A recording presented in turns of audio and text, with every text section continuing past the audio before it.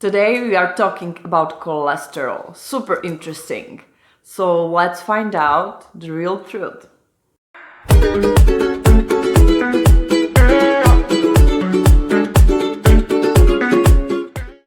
Welcome, I'm Olga and my mission is to contribute so that people feel welcomed in their bodies, lives, world and universe. And today I want to talk about cholesterol because taking prescribed medicine for cholesterol lowering is not the ideal situation, and also during the especially last century how the situation evolved and what we can do today to take the health in your own hands. So if you want to do just that, subscribe. Thank you for all your comments and shares. Okay, so let's dive into it. So how did it occur that we thought that cholesterol is bad? So basically, there was a study done a couple of decades ago saying that in countries where people tend to consume a lot of unsaturated fats, there is a higher rate of heart failure. And that's a typical example of false causality. What false causality means is that things that occur together doesn't mean that one is cause of the other. For example, we can say that consumption of ice cream creates higher criminality, right? Well, it's not exactly that. We can actually say that in higher temperatures and warmer weather, people tend to commit more crimes, and naturally the consumption of ice cream occurs in the same situation, right? So the examples that are actually proving that is, for example, France. In France, they consume a lot of butter, a lot of foie gras, a lot of heavy cream and fat cheeses, and even though it is changing now, but traditionally their heart attack rates are very low. Eskimos, they consume saturated fats all the time, especially from ocean mammals, right?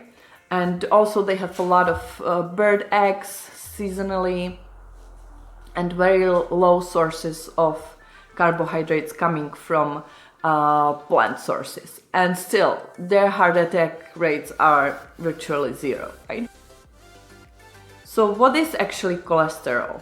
Well, if you had a medical check, then under the abbreviations LDL and HDL, you can find high density lipoprotein and low density lipoprotein. So it's just proteins that actually carry cholesterol.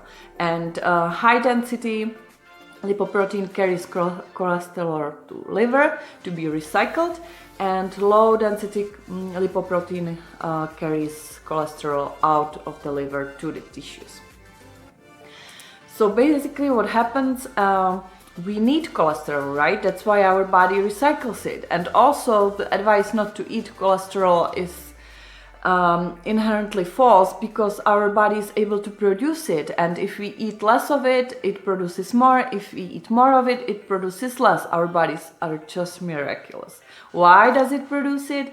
Because we need it in our brain, we need it in a virtual all the cells walls in our body. Also it is found in sexual hormones, and that's why actually in men, folks, if you are taking statins, you can find out that your levels of testosterone are actually dropping, and that's why, because inherently we need cholesterol for production of sex hormones.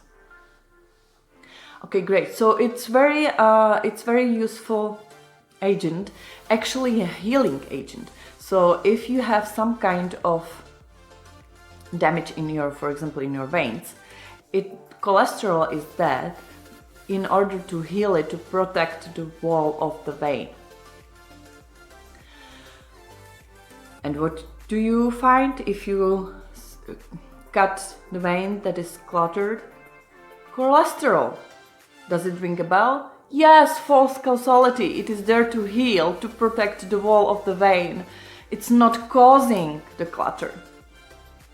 So then we are getting to the interesting information, and that's what is it that causes clutter of our vascular system and leads to heart failure then?